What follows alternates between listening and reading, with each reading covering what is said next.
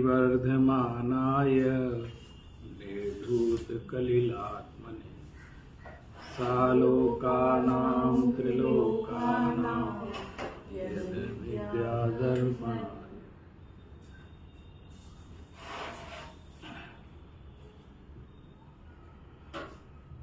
आचार्य समंत भद्र द्वारा विरचित रत्नकर्ण श्रावकाचार्य नामक संस्कृत भाषा में लिखे हुए महान ग्रंथ के प्रथम अधिकार पर हमारी चर्चा चल रही है। इसके पहले हमने सम्यक दर्शन के जो 8 अंग हैं उनके वास्तविक स्वरूप को समझने का प्रयास किया। अब यहाँ पर जो आगे चर्चा आ रही है 19 और 20वीं कारिका में, वो इन दोनों ही कारिकाओं में उनके नाम बता रहे हैं जो उन अंगों के लिए प्रथमानि योग में जिनकी कथाएं प्रसिद्ध हैं। जो ये प्रसिद्ध कौन होता है? कोई विशेष कारण होता है। अंग का पालन बहुत लोग करते हैं, बहुत जीव सम्यक दृष्टि होंगे उन अंगों का पालन करते हैं। कुछ एक ऐसा इंसिडेंट हो जाता है, कुछ स्पेशल घटना हो जाती है कि वो लोक में भी प्रसिद्ध हो जाता है, और फिर लोक में प्रसिद्ध होती है, जनश्रुति में प्रसिद्ध होती है, और उसके कारण से अन्यान्य जीव प्रभावित होते हैं, प्रेरित होते हैं। तो आचार्य समंत भद्र स्वामी ने प्रथमानि योग की उन कथाओं को यहां पर लिया, एक एक कथा कि जिनके कारण उन अंगों से जिनकी विशेष प्रसिद्धि हुई। एक इसमें अगली 21वीं कारिका है, बहुत महत्वपूर्ण है। उसमें यह कहा गया है कि इन 8 अंगों में से एक अंग भी कम हो तो वो सम्यक दर्शन कार्यकारी नहीं है। जैसे शरीर के अंग में एक अंग भी कम हो तो विकलांग कहलाता है, वो पूर्ण मनुष्य नहीं। इसी तरह सम्यक दर्शन में कोई कहे मैं तो ना प्रभावना अंग का विशेष पालन करता हूं, बाकी से मतलब नहीं। कोई कहे मैं तो निशंकित अंग, बाकी से मतलब नहीं। ऐसा नहीं है। ये 8 अंग सम्यक दर्शन के साथ एक साथ प्रकट होते हैं जीव के। लेकिन ये जो जीव प्रसिद्ध हुए प्रथमानि योग में, ये हर जीव 8 अंग का पालन करता था, लेकिन कोई एक घटना ऐसी हो गई कि उससे तत्संबंधी विशेष अंग का उद्घाटन जगत में अधिक हो गया, और इसके कारण लोग उससे प्रभावित हो गए। इस कारण वो प्रसिद्ध हुए। आपने देखा होगा अनेक साहित्यकार, अनेक रचनाकार, कवि, गीतकार, ये हजारों कविताएं लिखते हैं, हजारों गीत लिखते हैं, लेकिन उनकी प्रसिद्धि किसी एक गीत के कारण होती है। इस गीत का रचयिता कौन है, इस गीत को किसने गाया, बोले इसने गाया। उसकी बाकी की आप पढ़ेंगे तो लगेगा इन्हीं ने लिखी, लेकिन ये प्रसिद्धि नहीं है। लेकिन वो एक रचना के कारण वो जीव प्रसिद्ध हो जाता है, और उसके कारण वो कवि कहलाने लगता है, लेखक, अदाकार, कुछ भी एक चीज के कारण। वो कौन सी चीज है कि उसमें कुछ विशेष घटना हो गई। इसी तरह यहां 19वीं और 20वीं कारिका में आचार्य समंत भद्र स्वामी उन अंगों के नाम, उन अंगों से संबंधित जो जीव प्रसिद्ध हुए उनके नाम, जिसकी चर्चा हम लोग प्रत्येक अंग में किसी न किसी रूप में करते रहे हैं, उनके नाम यहाँ गिना रहे हैं। और इसमें मैं जो पंडित जी साहब ने जो छोटी सी टीका लिखी है उसका ही उच्चारण करके आगे बढ़ते हैं। तावदन्यन चौरंगे ततो अनंतमति स्मृताः उद्दायनस्तृतीयेऽपि तुरीये रेवती मता ततो जिनेन्द्र भक्तोऽन्यो वारिषेणस्ततः परः विष्णुश्च वज्रनामा च शेषयो लक्ष्यतां गतौ। ये 8 ही महापुरुष 8 अंग का पालन करते थे, लेकिन किसी एक अंग के कारण इनकी विशेष प्रसिद्धि हो गई। तावत अंगे कहिए प्रथम अंग, ये हमारा एक प्रकार से रिवीजन भी है इस कार्य का कि हर अंग में कौन प्रसिद्ध हुआ और क्या नाम है उस अंग के। जो निशंकित अंग तिस विषय अंजन चोर आगम विषय कया है। आगमों में किसका नाम आया निशंकित अंग के लिए? अंजन चोर का नाम है। कोई शंका नहीं, उसने निशंकित होकर मोगार मंत्र पढ़ा। द्वितीय अंग विषय अनंतमती नामक सेठ की पुत्री कही और तृतीय अंग विषय उद्दायन नामक राजा और चतुर्थ अंग विषय रेवती नामा रानी कही। इसमें आता है तुरीय रेवती मता। तुरीय माने होता है चतुर्थ, चौथे के लिए तुरीय बोलिए। तो उसमें अनंतमती नामक सेठ की पुत्री प्रसिद्ध हुई और तृतीय अंग विषय उद्दायन नामक राजा और चतुर्थ अंग विषय रेवती नामक रानी कही और पंचम अंग विषय जिनेन्द्र भक्त नामक श्रेष्ठी प्रसिद्ध हुआ। छठा अंग विषय वारिशेण नामक राजपुत्र प्रसिद्ध हुआ और बहुरी शेष जे सप्तम अंग अष्टम अंग विषय विष्णु कुमार मुनि और वज्र कुमार मुनि दृष्टांत पना प्राप्त होते भय ऐसे सम्यक्त के अष्टांगनी में प्रसिद्ध भय। तिनकी कथा प्रथमान योग में आगम में प्रसिद्ध है तहां से जाननी। इन्होंने वो कथा नहीं लिखी, यहाँ पे पूरी कहानी नहीं लिखी, लिखा जो आगम में प्रसिद्ध कहानी है वहां से समझ लेना इसको, है ना, वहां से उसको समझ लेना। सबकी कहानी सबको पता है। तो ये 8 अंग के लिए 8 लोग जिनके कारण अन्य जीवों को बहुत प्रेरणा मिली, जिनकी कथाएं प्रसिद्ध हैं, उनके नाम का उच्चारण इस कारिका में किया। अब इसके बाद 21वीं कारिका, ये भी बहुत महत्वपूर्ण है। नांगहीन मलम छेतुम दर्शनम जन्म संततिम। इसको पढ़िए।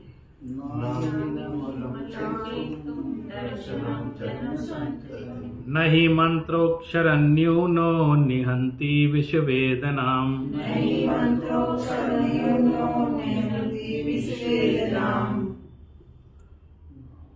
अंग, ये 8 अंग के लिए कहा नांगहीनम। एक अंग भी अगर हीन है तो नांगहीन मलम छेत्तुम दर्शनम जन्म संततिम। ये जो जन्म की संतति है, माने जन्म संसार चक्र जो चल रहा है, जन्म जन्मांतर चल रहे हैं, एक अंग भी अगर उसमें कम है तो वो जन्म संतति को छेद माने छेदने में समर्थ नहीं। माने 7 अंग से काम नहीं चलेगा, तो 8वां अंग होने चाहिए, बैलेंस है पूरा। तो कभी कभी हम लोग ये कह देते हैं कि हम तो इतना करते हैं, इतनी बहुत है, थोड़ा कम हो गया तो क्या हो गया, ऐसा बोल देते नहीं। जिस पर्पज से बस शुरू किया है, जो हमारा उद्देश्य, वो पूरा नहीं हो, एक डॉट भी नहीं गलत होनी चाहिए। हम लोग अशुद्धि पे ज्यादा ध्यान नहीं देते ना, उच्चारण की अशुद्धि पर, ये बहुत महत्वपूर्ण बात है। अरे भाव अच्छे होने चाहिए, उच्चारण चाहे जैसा हो, ऐसा भी कह देते हैं। अरे हमसे पढ़ते नहीं बनता, हमसे मेरे भाव बहुत अच्छे हैं। मंत्र का अशुद्ध उच्चारण हो जाए तो क्या हो गया, भाव तो अच्छे होने चाहिए, ऐसा जगत में बहुत सुनाई देता है। और जो उच्चारण नहीं कर पाते हैं शुद्ध, वो ज्यादा बोलते हैं इस चीज को कि हमारे भाव बहुत अच्छे हैं, उच्चारण गलत है। और ऐसा कह के वो उस उच्चारण को सुधारने का प्रयास भी नहीं करते। ऐसा नहीं है कि किसी चीज में प्रयास किया जाए और वो शुद्ध ना हो। अभ्यास करेंगे तो सब चीज शुद्ध। एक बच्चा तोतला बोलता है, हम प्रैक्टिस कराते हैं उसको, धीरे धीरे धीरे शुद्ध बोलने लगता है ना।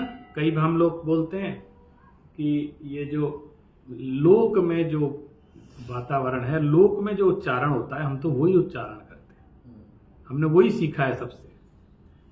ठीक है, लेकिन अब तो समझ में आ गया, अब सीख लो जो सही है। लेकिन तब भी नहीं, वो कुछ ऐसी, इसमें भी लोक मूर्ता है, हम तो ऐसे ही बोलते हैं, ऐसे ही बोलते। मैंने कहना नहीं चाहता, बहुत जगह सुनते हैं ना, तो अगर शुद्ध पता है तो अशुद्ध कान में पड़ता है तो थोड़ा दुख होता है, अरे ऐसा क्यों बोल रहे हैं। अच्छा लिखेंगे वो ठीक, लेकिन बोलेंगे वो गलत, ऐसा भी होता है। जैसे कई जगह हमने राजस्थान में ही देखा, वो डमो अरिहंताड़म को डेमो अरिहंताड़म बोलते हैं। कई जगह देखा सामूहिक रूप से डेमो अरिहंताड़म डेमो से बोलते हैं। फिर मैंने कहा इन्हें गलत पता होगा, मैंने कहा भैया ठीक लिखना जरा कौन सा है, तो लिखा उन्होंने डमो अरिहंता। बोले हम तो बोलते हैं ऐसा, हमारे यहाँ तो ऐसे ही चलता है। तो ये अब समझ आ गई, तो अब ये चलना चलाना बंद कर, यही चलता है, अब वो ठीक करना है ना उसको। और उसका कारण इस मंत्र में है, इस श्लोक में उसका कारण बताया है कि क्यों शुद्ध होना चाहिए। जैसे उन्होंने कहा 8 अंगों में से एक अंग भी कम पड़ जाए तो ये जन्म संतति को तोड़ा नहीं जा सकता, ये संसार को खत्म नहीं किया जा सकता। ऐसे ही उसका जो उदाहरण दिया वो बड़ा महत्वपूर्ण है कि नाही मंत्रोक्षर न्यूनो निहंती विषवेदन। आज भी और पहले भी जगत में एक चीज प्रसिद्ध, किसी को सांप का बिच्छू का जहर चढ़ जाए तो कुछ मंत्र हमारे यहाँ लोक में भी प्रसिद्ध होते थे, और कुछ उसके सिद्ध हस्त लोग होते थे कि वो मंत्र पढ़ के बिच्छू का वो जहर उतार देते थे। और ये सही बात, मंत्र पढ़ा और वो उतार दिया। मैंने मेरे आंखों देखी घटना है, हमने देखा है कि एक को चढ़ गया, यहाँ काट लिया बिच्छू ने उसको, तो वो किसी के पास गया, वहां जो प्रसिद्ध होगा जो व्यक्ति, बोले उसको, तो वो मंत्र पढ़ के उसको उतार रहा है, तो वो कह रहा अब दर्द कहाँ है, तो बोले यहां था, बोले यहां आ गया, यहां आ गया, ऐसे बोल रहा है वो। और फिर देखा वो उतर गया, बोले बिच्छू का जहर उतर, सारा मेडिकल साइंस फेल है बिच्छू सांप का जहर उतर गया, किससे? मंत्र से। और ये आगम प्रमाण है कि मंत्र का असर होता है। और ये देखो यहां लिखा है, नहीं मंत्रोक्षर न्यूनो निहंती विषवेदना। अगर मंत्र जो बोल रहा है व्यक्ति, उसमें अगर एक अक्षर भी न्यून हो गया, एक अक्षर भी न्यून कम हो गया, तो उसकी विष की वेदना दूर नहीं होगी। माने जो मंत्र का प्रयोग कर रहा है उसने मंत्र अशुद्ध बोल दिया, मंत्र में एक अक्षर कम बोल दिया, तो उसके विष की वेदना दूर नहीं होगी, माने वो इफेक्टेबल नहीं हो, फायदा नहीं करे। तो अब बोलने वाले पे आ गई ना बात। वो कहते हैं ना कोई कोई होता है जो मंत्र शुद्ध बोलता, तो उसका ही मंत्र का असर होता है। 2 चीजें मंत्र के साथ जुड़ी, एक तो शुद्ध उच्चारण, दूसरा उसने उस मंत्र को सिद्ध किया, माने उसकी एक तो दृढ़ आस्था उस मंत्र में, भरोसा, कॉन्फिडेंस उस व्यक्ति का जो कर रहा है प्रयोग, उसके अंदर इतना विश्वास है कि ऐसा तो होगा ही होगा, चाहे कुछ, अगर मैं सही, उसको सिद्ध है वो मंत्र। ड़मोकार मंत्र हम सब बोलते हैं, 1-8 करोड़ लोग तो बोलते ही होंगे ड़मोकार मंत्र, याद है उन्हें, लेकिन सबको सिद्ध नहीं है। हम तो रात दिन सुबह शाम बोलते हैं, सोते उठते बोलते हैं, मंदिर में बोलते हैं, लेकिन वो सिद्ध, जिसको सिद्ध होता है ना वो, उसका असर होता है। हम बोले कोई असर ही नहीं हो रहा, कितने लोग बोल रहे हैं कोई असर नहीं हो रहा, लेकिन जिसको सिद्ध होता है, वो सिद्धि के लिए उसकी साधना करनी पड़ती है, तो वो व्यक्ति उस मंत्र सिद्ध है। ऐसे गांव में हमारे परिचित हैं कैसे, वो कोई तांत्रिक नहीं, कोई मांत्रिक नहीं, कोई विद्वान नहीं, कोई मुनि नहीं, साधु नहीं, कुछ नहीं हो, लेकिन वो गांव में प्रसिद्ध हो गए। किसी को कोई बीमारी हो जाए, बोले ये बोल के कुछ ऐसे कर देते हैं, ठीक हो जाता है, प्रसिद्ध हो गए गांव में। और वास्तव में ही होते हैं सिद्ध, उनके सबके दिमाग में बैठ गया कि इनके उससे सिद्ध ठीक हो जाता है। वो उनसे पूछा आप क्या करते हो, बोले मैं तो कोई मंत्र नहीं, तो ड़मोकार मंत्र पढ़ देता हूँ बस। तो बोले ठीक हो जाते हैं, हम लोग ठीक हो रहे हैं तो हम पढ़ देते हैं, हमें क्या जा रहा है, क्या पढ़ देता हूँ? ड़मोकार मंत्र। ड़मोकार मंत्र पढ़ देता हूँ। वो ड़मोकार मंत्र से बीमारियां ठीक हो गई। अब बीमारी लोगों का विश्वास है, उनका विश्वास है, उसका फर्क पड़ रहा है ना। शुद्ध उच्चारण, उस पर अखंड विश्वास, निशंकित भी होना चाहिए और साथ में निकांक्षित भी होना चाहिए, है ना। उसके विश्वास, उच्चारण शुद्ध होना चाहिए। नहीं मंत्रोक्षर न्यूनो, मंत्र में एक अक्षर भी न्यून हो जाए तो। अभी आज आधुनिक लोग ये जो हमारे शास्त्रों के मंत्र हैं, ये श्लोक हैं, गाथाएं हैं, अशुद्ध उच्चारण करते हैं और उसकी कोई फिक्र भी नहीं करते कि भाई हमें चिंता भी नहीं है कि इसको ठीक कर लेंगे, ऐसा उन्हें कोई टेंशन भी नहीं दिखती है कि इसको हमें ठीक कर, कहीं बैठ के प्रैक्टिस कर लेनी चाहिए, जिसको आता है उसे सीख लेना चाहिए, उसकी कोई जिम्मेदारी महसूस नहीं करते। लेकिन इसका दुष्प्रभाव क्या है? एक आपको उदाहरण दे, एक बार मुझे कहीं ईमेल करना था, और मैंने उनसे कहा अपनी ईमेल आईडी बताओ, उन्होंने अपने ईमेल आईडी बताया, तो बिल्कुल जो स्पेलिंग थी वो ही मैंने लिखी, जैसी उन्होंने बताई वैसी। उन्होंने उसमें कहीं डॉट लगा रखा था, वो डॉट बोला होगा, हमारे दिमाग से उतर गया, हमने डॉट नहीं किया। तो स्पेलिंग सही है, सब उसकी सब जितनी चीजें होनी चाहिए सब सही। लेकिन साहब मैं तो सही हूं, बिल्कुल सही किया था। अरे आप बिल्कुल सही थे, लेकिन मेल नहीं जाएगा, कुल मिला के वो नहीं जाएगा, है ना, ईमेल नहीं जाएगा। क्यों? वो एक हल्का सा डॉट था, वो आपने नहीं लगाया। मैंने तो पूरी प्रैक्टिस की, मैं तो पूरा प्रयास किया, मैं तो लगा रहा रात दिन, तुम कितने 3 जन्म लगे रहो, लेकिन वो जाएगा। लोग कहते हैं हम तो इतना कर रहे, फिर भी कुछ क्यों नहीं हो रहा, उसकी ये कारण, उस पर ध्यान नहीं है, माने उसके संशोधन पर ध्यान नहीं है। एक अनुस्वार, एक बिंदी, एक विसर्ग, इसकी अशुद्धि हुई तो वो मेल नहीं गया। अब हम चाहते हैं मोक्ष हो जाए, अब हम चाहते हैं वो इतना बड़ा काम हो जाए हमारा, हम चाहते हैं उसका पूरा प्रभाव हो। हम तो पढ़ रहे हैं, सुबह शाम पढ़ रहे हैं, होना चाहिए। ये किस चीज के, मैंने कहां प्रमाद है इस चीज में? सीधी बात, हम समय नहीं देना चाहते, हम उस पर ध्यान नहीं देना चाहते, ये और कुछ नहीं है उस पर। और तीसरी बात बताऊं, हमको उसके प्रभाव पर अखंड विश्वास नहीं है, उस पर अखंड श्रद्धा नहीं है। इसलिए भी ऐसा है, जिस चीज के प्रति अखंड श्रद्धा होता है ना, वो हम लाख तूफान, लाख झंझावात, कुछ भी हो, उसमें से निकल के भी काम करते हैं, आज भी करते हैं। जिन चीजों के प्रति अखंड श्रद्धा होता है, हमें अखंड श्रद्धा है कि हमारा बच्चा उस स्कूल में पढ़ता है तो इसका कल्याण होगा, तो हम इस ठंड में, कोहरे में 6 बजे उठ करके उसको नहा धुला करके वहां जबरदस्ती रो रहा हो, गा रहा हो, कैसे भी करके उसको उसकी वैन में ठिसको फेंक के आते हैं उसको कि जब कैसे नहीं पड़ेगा। और यहां आना हो,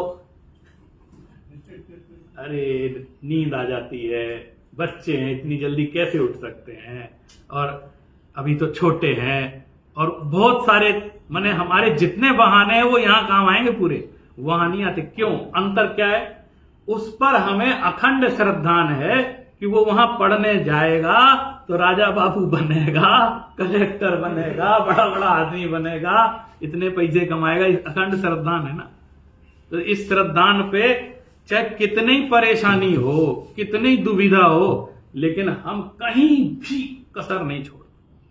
वो थोड़ा बहुत बुखार उखार भी हो तो दवाई वाई दे के ठीक करके भेजते हैं उसको, भाई कुछ नहीं होता, तुम वहां जाना जरूरी है, कंपलसरी है। टाइम पे पहुंचना भी जरूरी है। टाइम पे भी, ये नहीं है 5 मिनट, वो गेट बंद कर देते हैं तो 5 मिनट पहले पहुंचना जरूरी है। अब आप इतने में अंतर लगा लो, हमारा निशंकित और निकांक्षित किधर काम कर रहा है? निशंकित है ना, और कहां होना चाहिए वहां उसका कितना असर है? वो तो एक्स्ट्रा अभी स्टेपनी के रूप में धर्म चल रहा है, जीवन में स्टेपनी के रूप में चल रहा है, अभी मूल पहिया वो नहीं बना है। हम पीछे टांग के रखते हैं कि कहीं अगर हमारा पहिया पंचर हो जाए तो इसको लगाने के काम है, मैंने इसलिए, क्योंकि थोड़ा बहुत विश्वास तो है ही, तो इसलिए उसको टांग। नहीं मंत्रोक्षर न्यूनो निहंती विष विन, उस मंत्र का एक अक्षर भी न्यून हो गया तो विष की वेदना दूर नहीं होगी, ये गारंटी। इसलिए 8 अंग में से एक अंग भी कम पड़ गया सम्यक्त के, तो जन्म संतति को खत्म करना संभव नहीं। इसलिए वो 8 अंग बहुत जरूरी है। धरसेनाचार्य ने परीक्षा किस चीज की ली थी? उन्होंने ये नहीं कहा चलो डम्बोकारमन सुनाओ, वो आए तो क्या चलो ये आगम सुनाओ, वो याद है कि नहीं तुम्हें, वो पूछ सकते थे, तो वो कहना ना मुझे ये याद वाद का नहीं।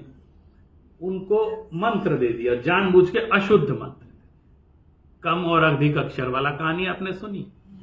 तो वो सिर्फ ये देखना चाहते थे कि ये एलिजिबल है कि नहीं, इनमें अपनी बुद्धि है कि नहीं। ऐसा तो नहीं गुरुजी ने जो कहा उसी को लेके बैठ गए, तो बोले ये फिर ये आगम के साथ न्याय नहीं कर पाए। वो तो ठीक है, दोनों चीजों की परीक्षा हुई, गुरु के प्रति अखंड श्रद्धान की भी परीक्षा हुई, अपने विवेक की भी परीक्षा हुई। पहले तो मंत्र लेके करने ही लग गए ना, बिना किसी से पूछे, और सिद्ध भी कर ली देवियां, और देवियों में एक कानी और एक अधिक दांत वाली, अधिक दंत पंक्ति वाली सिद्ध भी हो गई।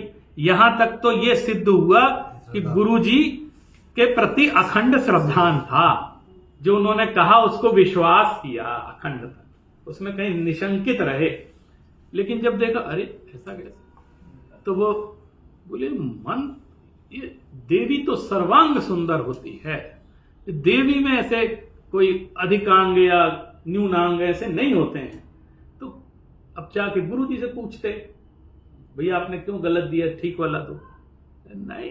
अब तो असली परीक्षा थी, खुद में कुछ विवेक, शक्ति, ज्ञान, कुछ क्षमता है कि नहीं है। फिर से चेक किया मंत्र को, अरे इसमें एक अक्षर न्यून है। ओहो, इसका मतलब ज्ञाता व्यक्ति, विद्वान व्यक्ति है, वो खुद ठीक कर लिया। फिर सिद्ध की, ठीक हो गई। उन्होंने कहा अरे एक अक्षर ज्यादा है, एक अक्षर कम है, खुद ही बढ़ा लिया, घटा लिया। अब गए, क्या हो गया, और हो गई, सिद्ध हो। गुरु जी समझ गए, कोई प्रश्न नहीं, उत्तर नहीं, समझ गए ये दुनिया का सबसे पहला एलिजिबिलिटी टेस्ट था, है ना। पहला, आज यूनिवर्सिटी में प्रवेश लेने के पहले एंट्रेंस टेस्ट होते हैं ना, तो ये दुनिया का पहला एंट्रेंस टेस्ट था कि धरसेनाचार्य के विश्वविद्यालय में एडमिशन होगा कि नहीं होगा। ये पहला टेस्ट उन्होंने ठीक समझा। अब ये हमारी जो श्रुत परंपरा है, आगम परंपरा, इनके अंदर वो क्षमता है कि ये उसको अपने अंदर धारण कर सकते हैं और इस आगम परंपरा को सुरक्षित रख सकते हैं। वहां भी एक अक्षर न्यून और अधिक की चर्चा आई थी, और यहां भी एक अक्षर न्यून की चर्चा है। इससे ये पता पड़ता है कि हमें मंत्रों का प्रयोग बहुत सावधानी पूर्वक, ये छुरी जैसा है, आग जैसा है, जब तक अग्नि जो है कंट्रोल में रहती है तब तक तो खाना पका के खिलाती है, और वो जो कंट्रोल से बाहर हो जाती है तो क्या हो जाता है, फिर घर में ही आग लग जाती है। वो छुरी काटने का काम भी, हमारा हाथ भी काट सकती है, लेकिन उसका अगर सही प्रयोग होता है तो उसी से भोजन बनता है, उसी से सब्जियों को बनाया जाता है, उसी से सामान बनता है, बिना उसके हम बना नहीं सकते। लेकिन उस छुरी के प्रयोग की कला आनी चाहिए, नहीं तो वो हाथ, जिसको आता नहीं वो अपने ही हाथ काट लेगा, उससे होगा ना। ये है इसका प्रयोग। इसलिए हमको मंत्रों की विशुद्धि, उच्चारण पर विशेष ध्यान देना चाहिए। इस चीज से ये सिद्ध होता है। अब आज की चर्चा जो हमारी विशेष, सबसे पहले हमारी जो 22वीं कारिका है, उसमें आज लोक मूढ़ता की चर्चा। मैं आपको बताऊं, हमारे पास तो आधा घंटा 45 मिनट है, लेकिन इस लोक मूढ़ता में कम से कम 30 दिन में प्रवचन कर सकता हूं, फिर भी विषय खत्म नहीं होगा। सम्यक दर्शन की, धर्म की शुरुआत की, माने अगर हम मोक्ष महल की प्रथम सीढ़ी ऐसे कहते हैं ना, सम्यक दर्शन के लिए मोक्ष महल की पहली सीढ़ी, तो सीढ़ी तो बाद में आ रही है, उसके पहले जो स्टेप्स हैं, माने सम्यक दर्शन तो सीढ़ी शुरू हो रही है, और सीढ़ी अभी शुरू ही नहीं, उसके पहले के जो स्टेप्स हैं उस तक पहुंचने का मार्ग है।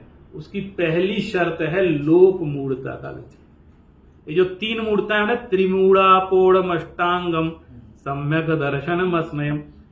मैं आपसे सच कह रहा हूं, इस जन्म में ये जो अभी मिल गया हमको, और जो जितने बचा है, जितना समय, किसी का पता नहीं कितना समय बचा है, जितना समय बचा है, आज तक जो किया सो किया, ठीक है।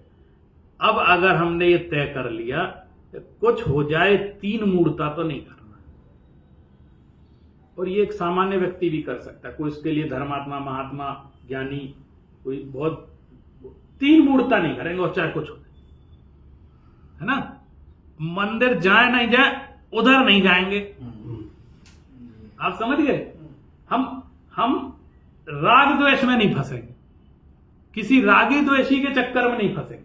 माने ये जिसने दृढ़ श्रद्धान कर लिया, और ऐसा निर्णय मैं आपसे बता रहा हूं, मुझे कभी कभी जिन शासन की इतनी महिमा आती है, इतनी महिमा आती है कि इसने हमें कितनी चीजों से बचा के रखा, नहीं तो जाने हम किस किस चीज में फंस जाते, कहां कहां बर्बाद हो जाते। आप देखो, इसको पढ़ते हैं, फिर इसका आनंद लेना, आपगा सागर स्नान मुच्चय सिक्ताश्मनाम।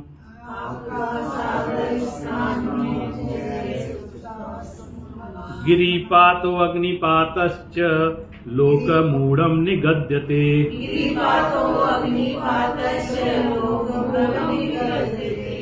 आपको पता है धर्म के साथ सबसे बड़ी समस्या क्या है? पूरी दुनिया में धर्म का नाम लेते ही मूर्खताएं शुरू हो जाती हैं।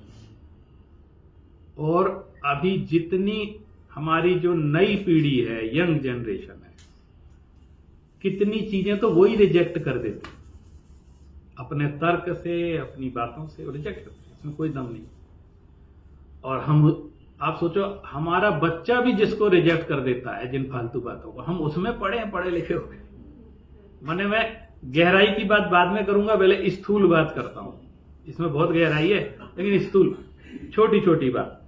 आपगा सागर स्नानम, पूरे जगत में कुछ ऐसी मान्यताएं प्रसिद्ध हो जाती है, इस नदी में स्नान करो तुम्हारे पाप धुल जाएंगे, इस नदी में नहा लो तुम्हें मोक्ष हो जाएगा, इस समुद्र में नहाने से भवसागर तिर जाते हैं। ऐसे ऐसे फैला रखा है पूरे, बीमारी दूर हो जाएगी, बीमारी दूर हो जाए, दुनिया भर की बात है। और हम जो है उसी मान्यता में अगर हम भी डूबे हैं, तो आप सोचो धर्म की शुरुआत कैसे। ये तो बहुत प्राइमरी एबीसीडी वाली बात है। मैंने हमको ये आत्म मूल्यांकन करना है, कहीं हम तो इस चक्कर में नहीं फंसे, क्योंकि वो कह रहे धर्म की शुरुआत ही नहीं होगी, क्योंकि धर्म के नाम पर आपने गलत चीज में धर्म मान लिया, तो धर्म का वास्तविक स्वरूप 3 काल में समझ में नहीं आया। एक बार हमारे एक गुरुजी बता रहे थे कि विदेशों में जो अपने लोग रहते हैं वहां पर, वहां जैसे अब तो थोड़ा बहुत मंदिर वंदिर बन गए, धर्म हो भी रहा है, लेकिन कई जगह अभी भी कुछ नहीं है ना। तो उनके जो बच्चे हैं वो कोई मतलब नहीं किसी चीज से, मतलब है नहीं तो मतलब ही नहीं, सिखाते सीखते भी नहीं। तो वो संडे को वहां पर जो प्रसिद्ध है कि साहब यह चर्च में सब लोग जाते हैं, उनके मित्र, तो बोले हम भी चले जाए। बोले हाँ जाओ, कुछ तो सीखो, चले जाओ, कुछ अच्छी बातें सिखाएंगे, चोरी मत करो, झूठ मत बोले, कुछ तो सिखाएंगे, शांति करो, सबसे क्षमा मांगो, ये कुछ तो सिखाएंगे। तो ये जो घर में पड़े पड़े टीवी देखते हैं दिन भर, संडे को हैं मोबाइल चलाते हैं, इधर उधर की बातें कर, कम से कम वहां जाके कुछ तो सीखे। तो ऐसे कह के वो बोले जाओ, तो बोले हम तो ऐसे करते साहब, उनको ऐसे सिखा।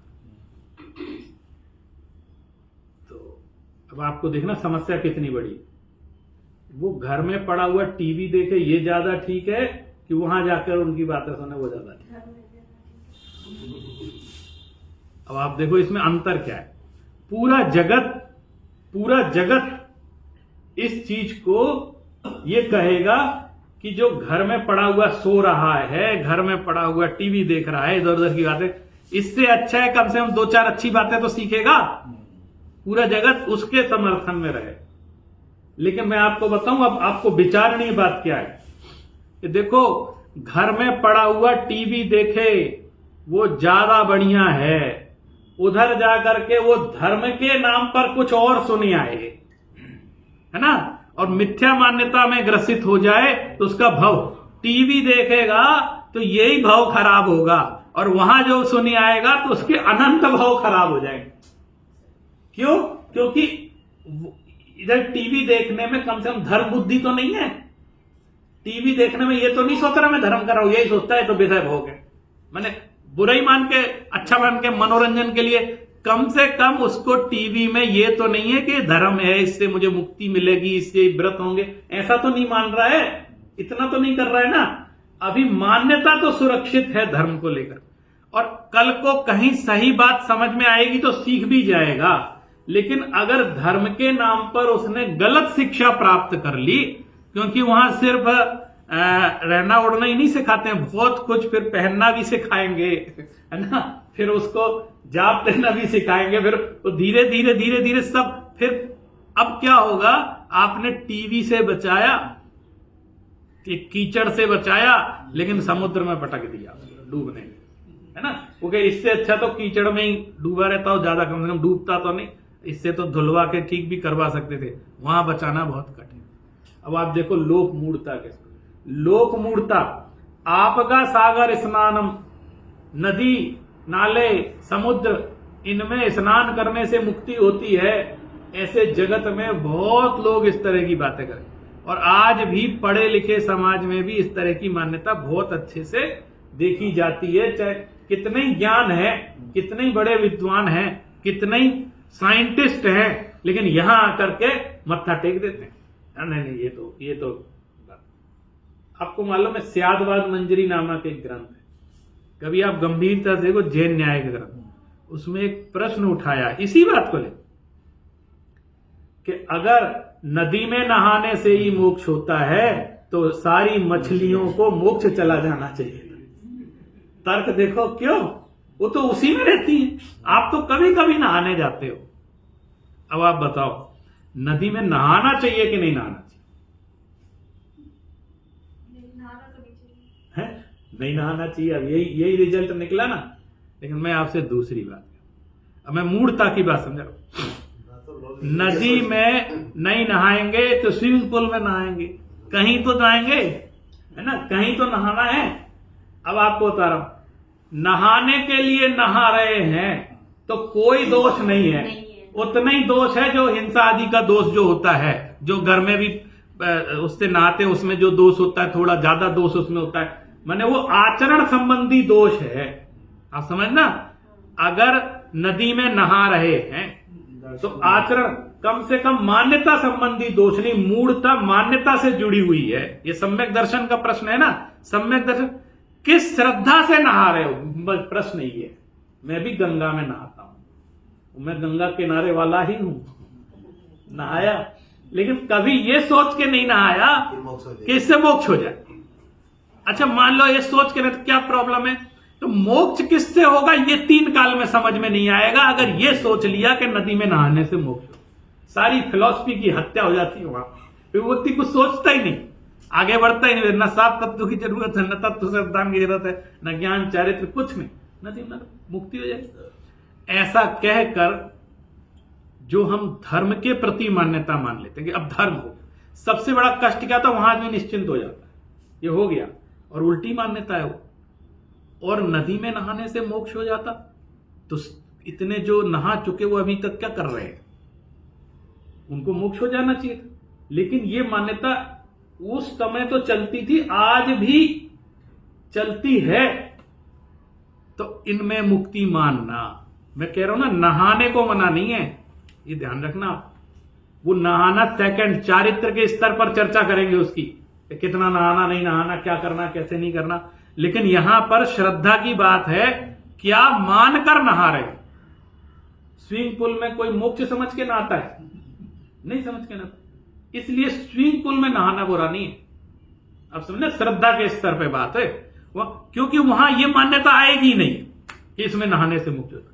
नदी में नहाने से मोक्ष होता है, ये मान्यता, इस मान्यता की चर्चा है, मान्यता मूढ़ता है। और ये मान्यता आपके 5वीं क्लास का बच्चा भी असिद्ध कर देता है। वो जो एक छोटा सा पढ़ा लिखा बच्चा वही तर्क करने लग जाता है और हमारी समझ में नहीं आती। बड़े बड़े लोग, आप सोचो, हमें उन चीजों से तो बचना ही है कि जो एक जरा सा लॉजिक लगा के व्यक्ति रिजेक्ट कर देता है, कम से कम वो मान्यताएं तो हमारी दूर हों। फिर कह रहे हैं उच्च सिक्ताश्मनाम, हमारे तो तीर्थंकर भगवंतों ने कम से कम इन चीजों से बचा दिया, है ना।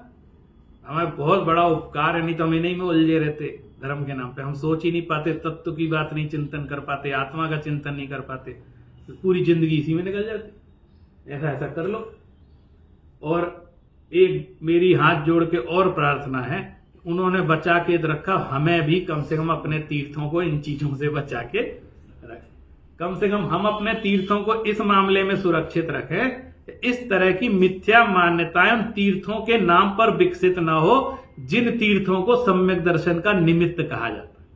माने वो तीर्थ हमारे मिथ्या दर्शन के निमित्त ना बने, मिथ्यात्व बढ़ाने के निमित्त नहीं बनने चाहिए, ये हमारी जिम्मेदारी है।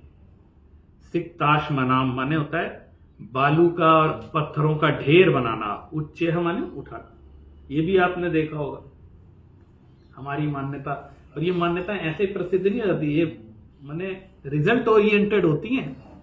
मैंने मेरा तो हो गया था साहब, इतना बोल दो फिर क्या है। मैं आपसे कह दूं कि मैंने एक जगह प्रसिद्ध है कि प्रसिद्ध क्या है, कई जगह हैं ऐसे कि इधर जो है एक के ऊपर एक पत्थर रखो, ईंट गिरा बना के आएगा एक के ऊपर एक ईंट रखो तो क्या होगा, बोले उतनी मंजिल का तुम्हारा मकान बनेगा। तुम्हारे पास मकान नहीं है ना, बोले अगर तुमने साध लिया, 3 साध लिए तो 3 मंजिल का, 4 साध लिए 4, अरे जैसा भी 1 आध 2 साधा 2 मंजिल का बनेगा। ऐसा ऐसा कहीं कहीं सुना। तो वो तुम्हारे वो कहाँ पे, वो तीर्थ में, मैंने कहीं ना कहीं धार्मिक स्थल पे, धर्म के नाम पर। तो इससे ये होता है वो होता है ऐसे प्रसिद्ध, और वो उसमें चलो अज्ञानी मूर्ख तो कोई बात नहीं, उनके तो जैसी जो है सो ठीक है, लेकिन अच्छे अच्छे लोगों के दिमाग में उसमें सोचते अरे आप देखना समस्या क्या है, बनाने में क्या जाता है, ट्राई इतना मिस्त्री मजदूर बुला के कोशिश करते हैं, इंजीनियर बुलाते हैं, ये इतने पैसे वहां लगा रहे हैं, तो ये ऐसे ही तो रखना, रख बनता होगा तो बन जाएगा, नहीं होगा तो नहीं होगा, ऐसे कह के बहुत ज्ञानी लोग भी इससे अपना क्या बिगड़ता है, एक ऐसे रख दिया तो क्या बिगड़ता है। अब बताओ क्या बिगड़ता है, बताओ सुधीर जी क्या बिगड़ता है। हाँ, बिगड़ना मतलब आप गलत श्रद्धान में चले, मिथ्यात्व में चले गए, ये बिगड़ता है। श्रद्धान बिगड़ता है, भाव बिगड़ता है, क्या क्या बिगड़ता है। क्या आपने बनाया, फिर आपके बच्चे ने देखा, तो पापा बना के आए थे, और मान लीजिए किसी संयोग से उसका 3 मंजिल का, तो वो जो है और मोहर ये हो जाता है। और मान लीजिए ऐसे 100 लोग बना के आए, सुनना अब देखो इसका रेशियो कैसे चीजें, 100 लोग बना के आए, उसमें 95 का तो बना नहीं, तो जिनका नहीं बनता वो हल्ला नहीं मचाते, है ना। जिनका बनता है, मेरा तो इसलिए बनता, मेरे वो ज्यादा शोर मचाते हैं, तो वो जो 5 हल्ला मचाते हैं उससे बाकी के लोग इंप्रेस हो जाते हैं, अरे यार ये ऐसा हो। तो 95 का नहीं बना, वो बोल ही नहीं रहे, वो चुप है, उनको ध्यान ही नहीं है, अच्छा ये भी है, जिसका नहीं बने तो बोले तुमने पूरी श्रद्धा से नहीं माने हर हथियार सारे इनके पास हथकंडे हैं, तो नहीं बना तो तुम्हारे कोई कमी रह गई होगी, तुम्हारे में पूर्ण श्रद्धा नहीं रही होगी, समर्पण नहीं रहा हो, कुछ ना कुछ उसको नहीं बना का कारण। और ये इतना ही नहीं है, गिरिपातो अग्निपातश्च लोक मूढ़म निगत, लोक मूर्खता, मूढ़ता माने मूर्खता, जगत में जो मूर्खताएं प्रसिद्ध हैं उनमें धर्म मानना ये लोक मूढ़ता कहलाता है। जगत में धर्म के नाम पर जो चीजें प्रसिद्ध हैं, माने अनाड़ियों की तरह, ऐसे ऐसे शास्त्रों में ये बहुत पवित्र पर्वत है, अच्छा इस पर चढ़ करके अगर तुम कूद जाओ तो फिर तुम नीचे नहीं जाओगे, तुम ऊपर जाओगे नीचे नहीं जाओगे, क्यों, गिरेगा तो नीचे गिरेगा, नहीं नहीं नहीं, वो मुक्त हो जाएगा, उसको मोक्ष हो जाएगा। वो मोक्ष का लॉलीपॉप ऐसा है, किसी भी चीज में जोड़ दो, हर चीज में मोक्ष मोक्ष, तो वो तो कई लोग, और यही नहीं, आप मैं भारत की बात नहीं कर रहा हूं, मैं आपको सैकड़ों उदाहरण देश विदेशों के भी बता सकता हूं, ऐसा मत सोचना बहुत एडवांस हैं, महामूर्ख हैं, आतंकी लोग हाँ लोग, ये तो कितना बड़ा उदाहरण, इतना सिखा दिया एक पढ़े लिखे डॉक्टर को, MBBS जो दुनिया का सबसे उच्च शिक्षा, हमारे देश की उच्च शिक्षा प्राप्त है, जिसको क्या ज्ञान नहीं, मूर्खता को छोड़ो, मूर्ख लोग उसको यह सिखा दिया कि तुम अगर अपनी छाती पे बम लगा के फट जाओगे तो तुमको जन्नत नसीब, और तुमको हूरे मिलेंगी वहां, तुम कल्याण, तुम्हारा जगत का, मैंने उसको इतना दिमाग में भर दिया और वो सीख गया इस चीज, और ऐसा बॉस्ट हो गया कि जो प्रत्यक्ष दिख रहा है कि बाद में जो होगा, तो अभी तो तुम्हारा नाश हो रहा है, मैंने दूसरों को मारने तक फिर भी बात एक लिमिट में थी कि चलो वह खुद को ही तैयार है मारने, कि मैं तुम खुद मर जाओ, तो अब इससे बड़ी मूर्खता क्या कहलाई, तो वो नहीं, क्यों। अब देखो धर्म के नाम पे क्या क्या हो रहा है, है ना, सिर्फ ये कि तुमको मोक्ष हो जाएगा, तुम्हारे भाव सुधर जाएंगे और तुम्हारा कल्याण हो जाएगा, तुम्हें जन्नत मिल जाएगी, तुम्हें ये हो जाएगा, ऐसा कह के। और इसमें किसी एक धर्म की बात नहीं है, लगभग सभी धर्मों में इस तरह के खुरापात चलते रहते हैं। और सबसे बड़ी बात है, उनको धर्म कहा जाता है, धर्म के नाम पर चलते हैं, इसलिए मूढ़ता है। देखो एक बात बताऊं आपको, मूढ़ता शब्द का अर्थ क्या है? मूढ़ता शब्द का अर्थ मूर्खता है, लेकिन मैं आपको बताऊं मूढ़ता माने क्या है। लोग मूढ़ता का मतलब अज्ञानता करते हैं, अज्ञानता। अज्ञानता इसका अर्थ नहीं है। अज्ञानता बुरी चीज नहीं है, बहुत अज्ञान ही है सबसे ज्यादा। अज्ञानता बुरी चीज नहीं। अज्ञान होते हुए भी ज्ञान होने का भ्रम होना, ये मूढ़ता है। वो उसमें धर्म समझ रहा है, मुझे तो धर्म आता है नहीं, लेकिन समझ क्या है, मूर्खता का काम कर रहा है, लेकिन ये सोच रहा है कि मैं तो धर्म कर रहा हूं। तो ऐसे कह के वो मूढ़ता, उसमें लोक मूढ़ता। अब इनको कहते हैं बेचारे हैं, बेचारे क्या करें, इतनी गरीबी में पैसे नहीं है खाने को, लेकिन दूर दूर तक जाते और सारे कर्म करते हैं, जो क्रियाएं सिखाई जाती हैं, जो देना लेना सब करते हैं। मैंने घर में ठिकाना नहीं है, लेकिन एक सिर्फ दिमाग में ये भरा है, तो कर नहीं तो इसी के कारण मेरा सारा जीवन खराब है, इसी कारण मेरे जीवन में गरीबी, इसी कारण उसके कारण लगे हैं और गरीब हो रहे हैं और लौटा रहे हैं पैसे, लेकिन मान्यता को नहीं सुधार रहे हैं। तो मुझे, जब मैंने जिन शासन के शास्त्रों का स्वाध्याय किया, तो मुझे सबसे बड़ा, तो इसमें कोई राग द्वेष की बात नहीं है, बात मुद्दे की है। हमारे आचार्यों ने एक बहुत बढ़िया बात कही, पक्षपातो न मे वीरे न द्वेषः कपिलादिषु युक्ति मद वचनम यस्य तस्य कार्य परिग्रह। वो कहते हैं मेरा किसी से पक्षपात नहीं है, पक्षपातो न मे वीरे, मेरा भगवान महावीर के साथ पक्षपात नहीं है। ऐसा नहीं है कि मैं उनका पक्षधर हूं इसलिए और न द्वेषः कपिलादिषु, कपिलादिषु माने अन्यमति, अन्यमतियों के साथ मेरा कोई द्वेष नहीं। मेरा महावीर के साथ कोई राग नहीं है और अन्य मतियों के साथ मेरा कोई द्वेष। अब क्या है, युक्ति मद वचनम यस्य, जिसके वचन युक्ति युक्त होंगे, तर्क संगत होंगे, सही लगेंगे, तस्य कार्य परे, मैं तो वो बात स्वीकार, जिसकी बात सही होगी ना वो बात स्वीकार करूंगा मैं। कि राग द्वेष के चक्कर में पड़ के मैं राग के कारण या द्वेष के कारण किसी से वो नहीं करूंगा। युक्ति मद वचनम यस्य तस्य कार्य परिग्रह। तो विचार करना चाहिए, अपने हित अहित का विचार कर। मैं सच कह रहा हूं आपसे, आप यहां बैठ करके शास्त्र सुनने आ रहे हैं ना, इतनी ठंड में भी सब सहन करके, इसमें भी लोक मूढ़ता है। अब देखना कैसे लोक मूढ़ता, लोग क्या कहेंगे अगर नहीं जाएंगे तो, अगर ये सोच के आ रहे हैं तो लोक मूढ़ता है ना।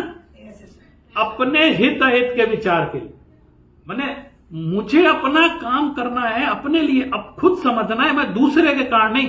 और यही कि पंडित जी क्या कहेंगे नहीं आएंगे, तो ये भी लोक मूढ़ता है, वो क्या सोचेंगे। माने एक विद्वान ने बहुत अच्छी बात सुनाते थे कि लोग मंदिर 3 कारणों से आते हैं, है ना, कहते 3, बड़ा अच्छा सुनाते। बोले एक तो आते हैं अकड़न में कि मैं यहाँ का मंत्री हूं तो मेरा तो जाना जरूरी है ना, मैं कोषाध्यक्ष हूं, मैं अध्यक्ष हूं, तो मैं नहीं जाऊंगा तो लोग मानेंगे कैसे कि तुम अध्यक्ष हो, मेरा तो रहने दो। अकड़ में थोड़ा सा। और एक आते हैं जकड़न में, ऐसा बोलते हैं जकड़न में, माने ये इनके साथ जाना जरूरी है, माता पिता के कारण जा रहे हैं, मतलब कुछ ना कुछ ये क्या कहेंगे नहीं जाएंगे तो कोई, और हम दिखेंगे नहीं तो लोग सोचेंगे ये है ही नहीं, इसलिए जाना जरूरी है। तो जकड़न में भी बहुत कम होते हैं जो तड़पन में आते हैं कि हम संसार में तड़प रहे हैं, मुझे यहां आकर के शीतलता मिलती है, इसलिए मैं अंदर से तड़प। आचार्य अमृतचंद स्वामी ने कहा है, आई कथमपि मृत्वा तत्व कौतूहलीसन, अरे कैसे भी करके, मर करके भी, मृत्वा लिखा है, मर करके भी तत्व का कौतूहली बन, तत्व का चिंतन कर, सुन उसको।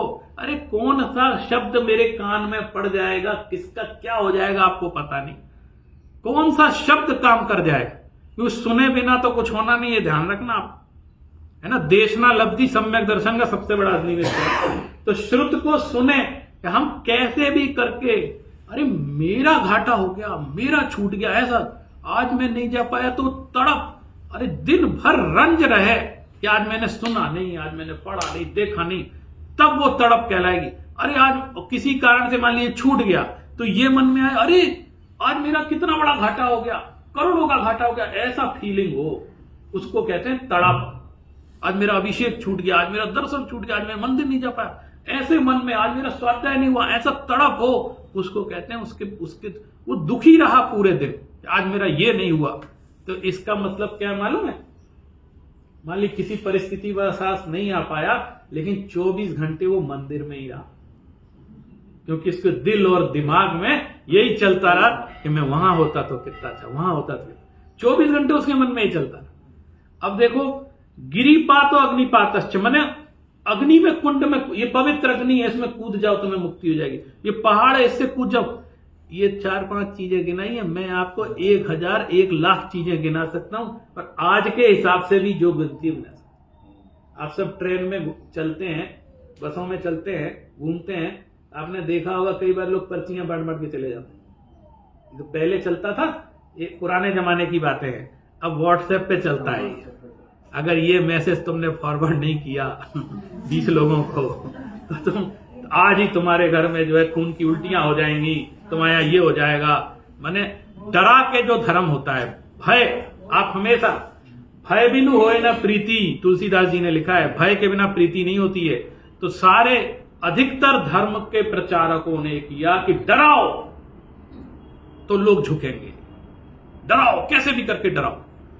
तो और वास्तव में डरा के धर्म नहीं होता है, वो तो मजबूरी में कर रहा है, डर के कर रहा है, आत्मीयता से नहीं कर रहा है, अपने कल्याण की भावना से नहीं कर रहा है, समर्पण से नहीं कर रहा है, डर के कर रहा है। तो ये जो डरा डरा के, वो पहले पर्चे बैठते थे ना कि ये पर्चा तुम्हारे हाथ, गलती से आपने अगर उसको पढ़ लिया है ना, तो उसमें क्या क्या लिखा था, इसी तरह के 5000 पर्चे बंटवा को जाके बंटवाओ। हाँ, क्या करना चाहिए, हम तो उसी में बंद करके रहते हैं। नहीं बटाओ, नहीं तो तुम्हारे ये हो जाएगा ऐसे। तो लोग सोचते हैं ये 5000 बंटवाने में 1000 रुपए खर्चा आएगा, अरे यार हटाओ, दे के 1000 रुपए दे के इसको बंटवा दो, कुछ हो नहीं जाएगा। ये दिमाग में आता है, आता है, आ जाता है लोगों के दिमाग, अच्छे होगा, आपके नहीं आता होगा। लेकिन यहाँ महा लोग बैठे हैं जो ये सोचते हैं, अपने क्या जाता है, डर जाते हैं, घबरा जाते हैं। और मैं कह रहा हूं सम्यक्त की वो हिम्मत है कि उसी के मुंह पे वो पर्चा फाड़ के उसके मुंह पे कर, कि तुम्हारे एनसीओ हमारे कर्म कहां जाएंगे है ना, हम जो कर रहे हो कहां जाएगा, हमारा सम्यक तो कहां चला जाएगा। इस तरह की फालतू बातें सिखाते, लेकिन उतनी हिम्मत सम्यक्त्व में आती है, मिथ्यात्व में नहीं आती। इतना जिगरा सम्यक दर्शन में आता है। ये चारों तरफ घटाटोप जो इस तरह का मिथ्यात्व फैला रखा है, उसके बीच भी निकल करके सम्यक्त्व का प्रकाश जब फैलता है तो सारा अंधकार 1 मिनट में छानी मुश्किल होता है। इतनी हिम्मत तो होनी चाहिए ना।